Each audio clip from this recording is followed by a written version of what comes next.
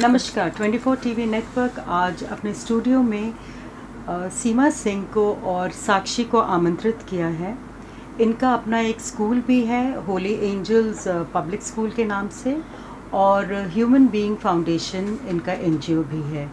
आइए पूछते हैं सीमा सिंह से कि इन्होंने अपनी जर्नी भिवाड़ी में कैसे शुरू की और स्कूल कैसे स्टार्ट करने का कैसे इनकी इंक्लिनेशन रही, ये कैसे स्कूल शुरू। सबसे पहले हार्दिक स्वागत है सीमा जी और साक्षी आपका। और सीमा, अब आप बताइए कि होली एंजल स्कूल आपने कैसे शुरू किया। नमस्कार, मैं Seema Singh, Holy Angels Public School की संचालिका। मैंने चिताजी 2004 में स्कूल का शुरुआत की थी, जब भिवाड़ी में बहुत कम स्कूल थे। गिनती के 10-15 ऐसे होंगे, बट स्कूल नहीं थी। तो उस समय जहाँ मैं रहती थी अपने ही मकान में प्ले स्कूल से स्टार्टिंग की थी। अच्छा। और शुरुआत मैंने 10 बच्चों से की। फिर उसके बाद मैं ऐसे ही स्कूल चला रही थी, क्योंकि उस समय रजिस्ट्रेशन की भी ज़रूरत नहीं होती थी। लेकिन बाद में सरकार ने नियम लागू कर दिया कि बिना रजिस्ट्रेशन मान्यता के आप स्कूल नहीं चला सकते। अच्छा। तो 2011-12 सेशन में मैंने मान्यता ली, रजिस्ट्रेशन करवाया। उसके बाद हमारा स्कूल बढ़ने लग गया और आज हमारे स्कूल में 400 प्लस बच्चे हैं। अच्छा। यहाँ पे तो अभी वो प्ले स्कूल ही है या फिर आपने नहीं उसको हमने उसके 8वीं क्लास तक मिडिल स्कूल की हमने मान्यता ले रखी है। अच्छा। और अब हमें अस्थायी मान्यता भी मिल चुकी है। तो साक्षी, आप तो बहुत ही यंग हैं। जनरली लोग फैशन डिज़ाइनिंग करना चाहेंगे या कुछ जर्नलिज्म करना चाहेंगे। आप एक एनजीओ कैसे शुरू करना है? I mean, how did it strike you कि मेरे को एक एनजीओ शुरू करना है, जो आपने ह्यूमन बीइंग फाउंडेशन, बहुत ही बढ़िया नाम से भी आपने शुरू किया। तो ये आपके जहन में कैसे आया? ये जब मैं स्कूल में थी, रमन मुंजाल विद्या मंदिर से मैंने अपनी 12th पास आउट की है। I was very notorious in school, बहुत शैतान बच्ची थी मैं। अच्छा। उस टाइम पे एक संस्था थी, रमन मुंजाल मेमोरियल संस्था, वहाँ पे हम विजिट पे जाते थे। वहाँ पे गई, मैंने लोगों को जज किया। बहुत अच्छा लगता था वहाँ पे लोगों के साथ टाइम स्पेंड करके, बहुत अच्छा फील होता था वहाँ पे। उसके बाद मैंने दिल्ली यूनिवर्सिटी से अपनी ग्रेजुएशन की। दिल्ली, गुड़गांव बहुत एनजीओज हैं वहाँ पे, वृद्धाश्रम हैं, बच्चों के लिए हैं, एनिमल हेल्थ सेंटर्स हैं। मैं हर जगह विजिट पे जाती थी। मोस्टली वीकेंड्स में वहीं पे स्पेंड करती थी। वहाँ पे भी एक मुझे बहुत पॉजिटिव वाइब्स मिलती थी। Whenever I used to feel low, जब भी लो फील करती थी तो मैं हमेशा वहीं जाती थी। अच्छा। उसके बाद मेरे माइंड में स्ट्राइक किया कि भिवाड़ी में क्यों ना करें ऐसा। फिर मैंने अपनी मदर को अप्रोच किया। उन्होंने बोला आप पहले अपनी पढ़ाई पूरी कीजिए, उसके बाद आप आगे कुछ कीजिएगा।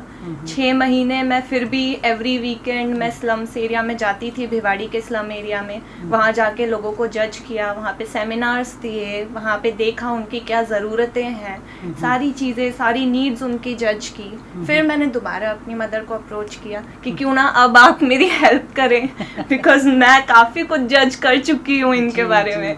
फिर उन्होंने मेरा सपोर्ट किया, मैंने एनजीओ का रजिस्ट्रेशन लिया। एंड ऑल्सो एक सॉफ्ट कॉर्नर भी है towards my grand mother, she got expired. अच्छा। सो उनके नेम पे मैंने ये स्टार्ट किया था, in the memory of late Shrimati Manvrat Devi. अच्छा। हाँ, ये हर जगह हमारे आउटलेट्स पे रहता है। अच्छा। सो बेसिकली आपकी मम्मी ने आपको सपोर्ट किया? यस, मम्मी ने। फंड्स कहाँ से आए आपके? फंड्स भी जैसे कि आपने बताया कि सीमा सिंह जी का होली एंजल्स पब्लिक स्कूल है, तो उसमें से कुछ % मैंने स्कूल में ही मेहनत करके डिमांड किया। अच्छा। कि आप प्लीज मुझे स्कूल से स्पॉन्सर कर दीजिए, पर्सनली आप मुझे स्पॉन्सर कर दीजिए। सो मेरी मदर ने मुझे financial support, moral support day 1 से उन्होंने ही किया है, तभी आज 2 साल से मैं ये काम कर रही हूँ। जो व्यूअर्स नहीं जानते हैं, वैसे सीमा और साक्षी माँ बेटी टीम है, तो ये बड़ा इंटरेस्टिंग टीम भी है, जो कि एक जन अपना स्कूल चला रहा है और दूसरे एनजीओ को मैनेज कर रहा है। It is very interesting. तो साक्षी, मुझे ये बताइए, क्या आपने अपने मदर के स्कूल में भी नौकरी की जी हाँ, मैं 2 साल से वहाँ पे नौकरी कर रही हूँ। उसके बाद ही आज मुझे जो फाइनेंशियल सपोर्ट मिला है वो मिला है। अदरवाइज ऐसा कुछ नहीं है कि अगर शी इज़ माई मदर, कि उनको नहीं, मेरी डॉटर है तो लेट्स सपोर्ट हर, ऐसा नहीं है। मैंने मेहनत करी है 2 साल स्कूल में, उसके बाद उन्होंने मुझे फाइनेंशियल सपोर्ट दिया है। सीमा, ये बताइए कि अभी लॉकडाउन था, ऑफ कोर्स आप लोग भी एक्सपेक्ट नहीं किए थे, जैसे किसी ने नहीं एक्सपेक्ट किया, तो आपने क्या होली एंजल्स को कैसे मैनेज किया? क्या आप उस दौरान आप लोग ने पढ़ाया अपने बच्चों को, ऑनलाइन टीचिंग की, कैसे मैनेज कर रहे थे? डे 1 से चित्रा जी, जब से लॉकडाउन स्टार्ट हुआ है तो हमारे जितने भी पेरेंट्स हैं और बच्चे हैं तो उनको ऑनलाइन पढ़ाया जा रहा है और हमारे टीचर्स ऑनलाइन शिक्षा दे रहे हैं। अच्छा। लेकिन आपको भी पता है कि भिवाड़ी से बहुत सारे लोग यहाँ से गांव चले गए हैं जी। और बहुत सारे एरिया ऐसे हैं जहाँ पे खाली हो चुका है जी। तो जो हमारे यूआईटी में हमारा स्कूल है तो यूआईटी एरिया जो और भी जो थोड़ा मिडिल क्लास फैमिली है तो वो तो भिवाड़ी में अभी हैं, लेकिन गांव के एरिया से बहुत लोग भिवाड़ी से जा चुके हैं जो उनके पास अगर गांव जा रहे हैं तो उनके पास बहुत सारे प्रॉब्लम्स अभी आई हैं उनके साथ, तो वो चले गए। तो उनके पास ऐसी वो नहीं है कि मोबाइल्स में व्हाट्सएप पे या नेट में कि उससे उनको हम ऑनलाइन कर सके। लेकिन बहुत से पेरेंट्स हैं जिसको ऑनलाइन बच्चों को नहीं मिल रहा है, लेकिन जितने हैं उनको दिया जा रहा है अभी। अच्छा, तो आप कैसा क्या सिस्टम रखा है? कोई आपने होमवर्क का भी सिस्टम रखा है या कैसे करते हैं आप लोग? नहीं, चैप्टर भी पढ़ा रहे हैं उनको। जो यहाँ पेरेंट्स हैं वो बच्चों के बुक ले भी रहे हैं और उनको चैप्टर से भी पढ़ाया जा रहा है, होमवर्क भी दिया जा रहा है। जिन बच्चों ने बुक अभी खरीदे नहीं है तो उनको होमवर्क भी दिया जा रहा है ताकि वो पीछे ना रहे, उनका सिलेबस पीछे ना रहे, क्योंकि अभी पता नहीं कब तक ये लॉकडाउन चलेगा और स्कूल का भी अभी कोई वैसा आया नहीं है आदेश आगे से कि कब खोला जाएगा। तो इसलिए कि कुछ तो पढ़ाई करें घर बैठ के, बिल्कुल बिल्कुल, कि बच्चों को कुछ प्रॉब्लम्स ना हो। और आए दिन आप देख ही रहे हो कि स्कूल का कैसा माहौल चल रहा है, बिल्कुल, कि 4 महीने फीस नहीं देनी, ये सारे प्रॉब्लम्स इशू बहुत सारे वैसे न्यूज़पेपर में भी आ रहे हैं। लोग सोशल मीडिया के द्वारा भी बहुत सारी समस्याएं आ रही हैं। कोई अभिभावक कहते हैं फीस नहीं देंगे, लेकिन ये भी समस्या है कि अगर फीस नहीं देंगे, लेकिन वो सोचते नहीं है कि जो हमारे स्कूल से जुड़े हुए टीचर्स हैं, ड्राइवर्स हैं, तो इनका खर्चा कहाँ से आएगा? है ना। मैं मानती हूँ कि जो बिल्कुल फीस देने लायक नहीं है पेरेंट्स, तो उसको तो वैसे भी नहीं लेगा स्कूल। और आज के डेट में मैं कह रही हूँ कि अगर आप किसी भी स्कूल में चले जाओ, कहीं भी ऐसा नहीं मिलेगा कि कई लाखों में फीस उनका बैलेंस ना हो। और तो आपको क्या ज़्यादातर पेरेंट्स ने मदद की फीस दे के, या आपके भी स्कूल को प्रॉब्लम समस्या आ रही है? अभी तो मैडम फीस कहीं से भी नहीं आ रही है। अच्छा। और मेरे स्कूल को ही नहीं, सभी स्कूल को प्रॉब्लम्स आ रही है। जी। और गवर्नमेंट से भी क्या स्कूल के लिए कोई ये जो आर्थिक पैकेज का अनाउंसमेंट हुआ है, तो स्कूल वालों के लिए, प्राइवेट स्कूल वाले के लिए कोई पैकेज का अनाउंसमेंट नहीं हुआ है। अब ये परेशानी है स्कूल वालों के सामने कि 4 महीने तक अभी स्कूल बंद है। मार्च से जून तक अगर आप ले लीजिए, आगे का कुछ पता नहीं है। जी, तो अगर पेरेंट्स फीस नहीं पे करेंगे तो आगे हम टीचर्स, स्टाफ, फिर उनके भी स्कूल वाले की भी, कई स्कूल में बस, हमारे स्कूल में भी गाड़ियां हैं, सभी स्कूलों के साथ है तो सभी लोन पे ही लेते हैं, है ना। और कई स्कूल जो रेंटेड है तो उनका किराया जाता है। तो अब छोटे स्कूल जो मिडिल स्कूल है, प्राइमरी स्कूल है, तो उनके साथ ज़्यादा प्रॉब्लम्स ये आ रही है कि अगर उनका रेंट पे स्कूल चल रहा है तो 4 महीने 5 महीने का रेंट कहाँ से पे करेंगे अगर फीस नहीं आएगी तो। प्लस गाड़ियों के किस्तें कहाँ से पे की जाएगी, टीचर्स, ड्राइवर को सैलरी कहाँ से दी जाएगी।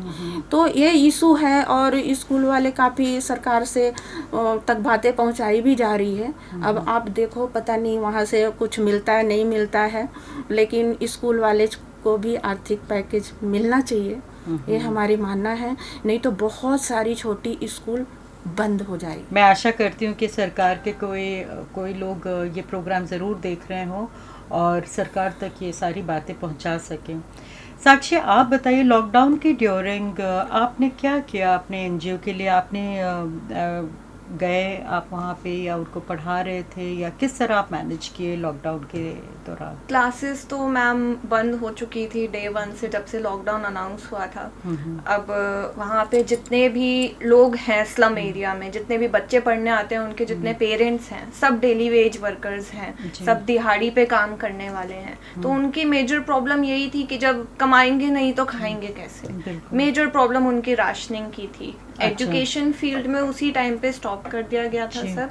उसके बाद उनको राशन प्रोवाइड करना स्टार्ट किया, राशन दिया, मास्क उनको प्रोवाइड किया, सैनिटाइजर्स, सोप उनको प्रोवाइड किए, सारी बेसिक चीज़ें हमने उनको प्रोवाइड की, सो दैट लॉकडाउन पीरियड में उनको बेसिक प्रॉब्लम्स ना हो। एजुकेशन के फील्ड में तो हम थोड़ा रुक के भी, जैसे स्कूल्स का सिनेरियो है वैसे ही एनजीओ का सिनेरियो है, तो वो हम थोड़ा रुक के भी उस पर काम कर सकते हैं। जब इंसान जिएगा ही नहीं तो पढ़ाई का क्या? बिल्कुल बिल्कुल। कितने अप्रॉक्सीमेटली बच्चे हैं आपके एनजीओ में? मैम, ह्यूमन बीइंग फाउंडेशन की 4 ब्रांचेस हैं भिवाड़ी में। अच्छा, 280 प्लस बच्चे चारों ब्रांचेस में इन टोटल पढ़ते हैं। 100 से ऊपर महिलाएं सिलाई सीखती हैं। तो जब आप 280 कहती तो ये महिलाएं वगैरह उसी में एडेड नहीं हैं? मैम, 380 380 आप कह सकते हैं कि हम लोगों को शिक्षा प्राप्त करवा रहे हैं, चाहे वो महिलाएं हों चाहे वो बच्चे हों। अच्छा, तो जो बच्चे हैं वो कौन से एज ग्रुप के हैं? बच्चों का एज ग्रुप स्टार्ट होता है 4 साल से 4 to 15।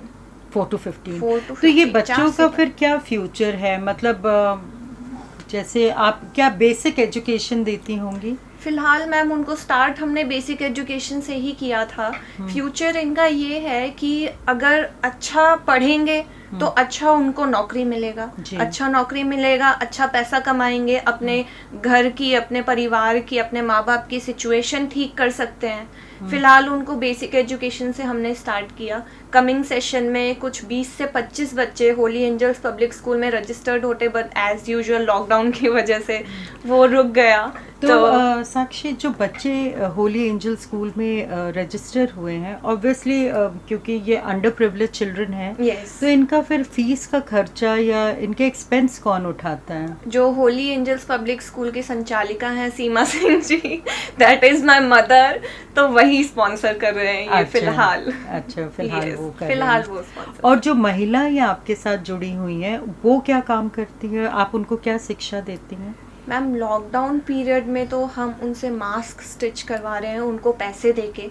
अच्छा। और वही मास्क हम अपने एनजीओ में स्लम एरियाज में जो बच्चे हैं, जो उनके पेरेंट्स हैं, उनको हम प्रोवाइड कर रहे हैं। एज इन लॉकडाउन पीरियड में हमने उनको छोटा सा रोजगार प्रोवाइड कर रखा है। अच्छा, घर बैठे। बट अदरवाइज ये क्या करती हैं? अदरवाइज ये क्या आप क्या सिखाते हैं इनको? मैम बेसिक से ही स्टार्ट किया जाता है सिलाई की फील्ड में। अच्छा, ओके, स्टिचिंग सेंटर है, एज इन बेसिक से स्टार्ट किया जाता है। 6 महीने का इनका कोर्स होता है, 6 मंथ्स का इनको सर्टिफिकेशन मिलता है, सो दैट आगे जाके ये किसी कंपनी में अप्लाई कर सकते हैं। सो इन शॉर्ट आप कह सकते हैं कि इस सर्टिफिकेट के थ्रू हम इनको रोजगार प्रोवाइड कर सकते हैं। यही गोल यही है हमारा।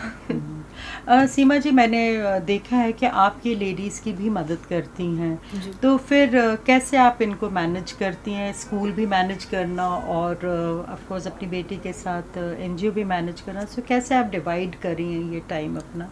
एक्चुअली क्या है कि जो स्कूल हमारा है और एनजीओ, तो एनजीओ में जो इनकी जो पढ़ाई होती है और सिलाई का जो प्रशिक्षण होती है, तो शाम के टाइम में होता है। अच्छा, 3 बजे से 5 बजे तक, 6 बजे तक, इस तरह से इनका होता है। तो स्कूल में 3 बजे तक हमारा क्लोज हो जाता है।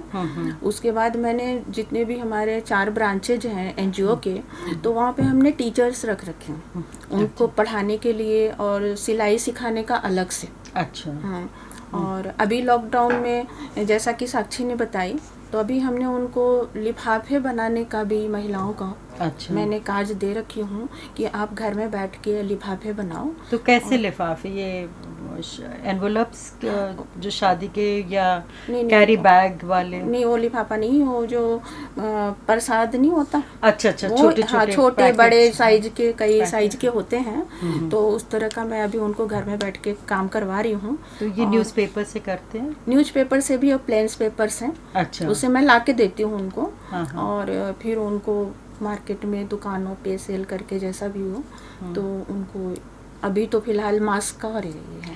तो सीमा जी, आप आपका कैसे मन किया अपनी बेटी को सपोर्ट करना? क्या ये आप ऑलरेडी चाह रही थी कि आप भी कुछ एनजीओ से जुड़े रहें, क्योंकि आपने तो बेसिकली एक स्कूल खोला था?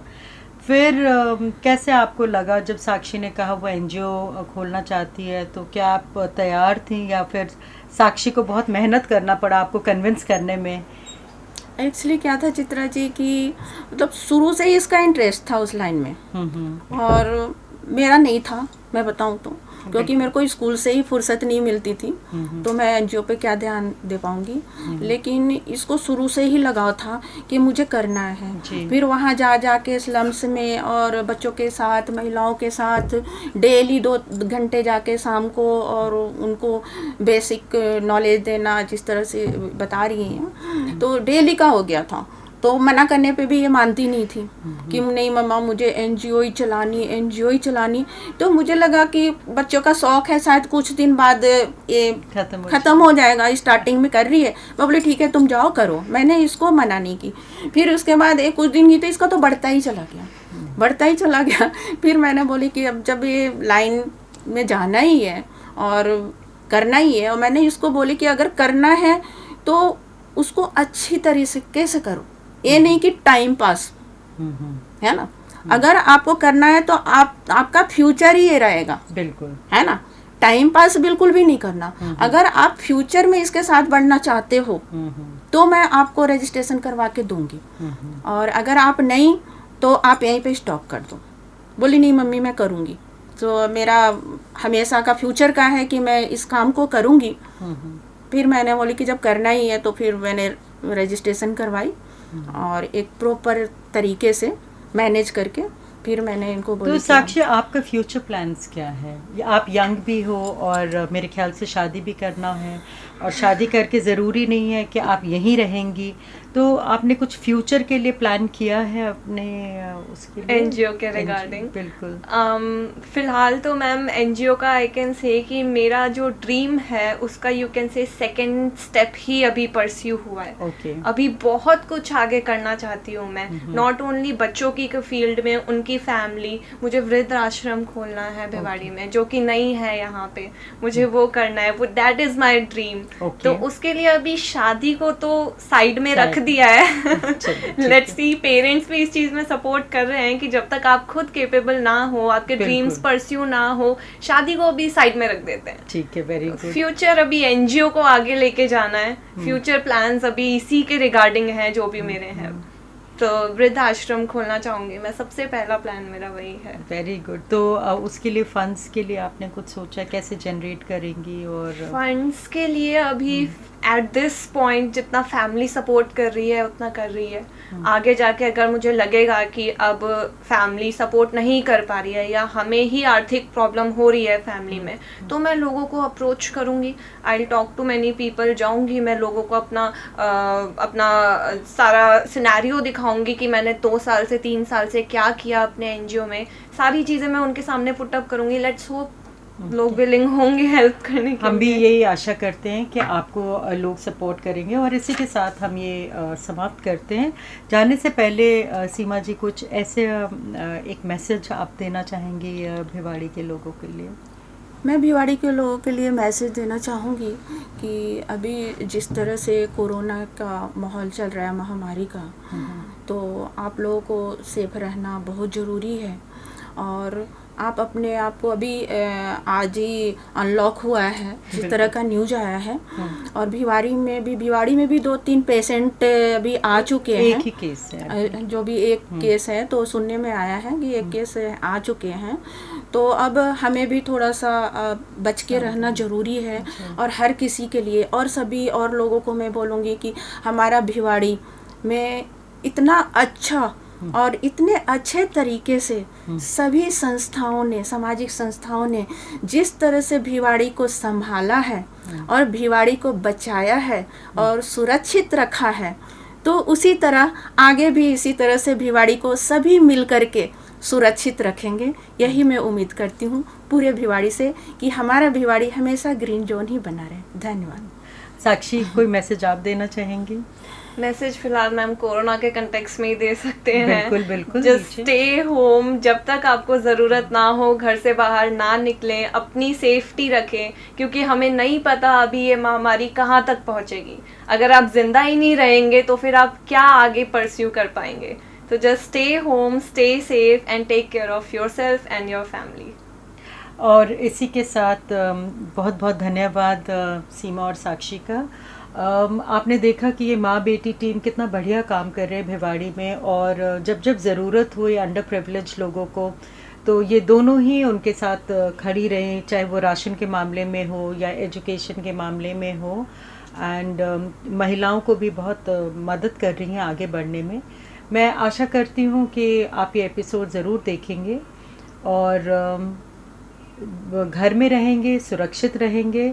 चाहे लॉकडाउन खुल गया है, लेकिन फिर भी हमारे को खुद ही सुरक्षा रखना पड़ेगा, तभी हम लोग भी सेफ रह सकते हैं। बहुत बहुत धन्यवाद।